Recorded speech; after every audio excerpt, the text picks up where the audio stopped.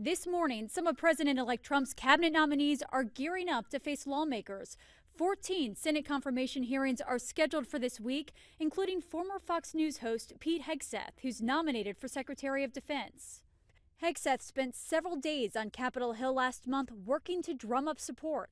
What they want to do to make sure that department is properly oriented for the threats of the world and make sure that we're putting the warfighters first.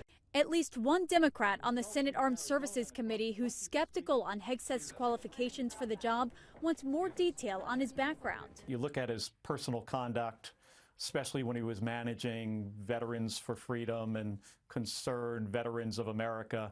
You know, these two organizations were financially mismanaged. There was reports of being intoxicated on the job and creating an environment, you know, where there was, some issues with, sexual harassment. Republican Senator John Barrasso disagrees with Kelly, saying Hegseth, who denies the allegations against him, is the right man for the job. Well, he certainly has the qualities that we need to lead the Pentagon. He knows about a fit fighting force. He is very qualified, in my opinion. He has a distinguished record of service in the military. Also getting hearings this week, South Dakota Governor Kristi Noem, Trump's Homeland Security Secretary pick, and his pick for Attorney General Pam Bondi.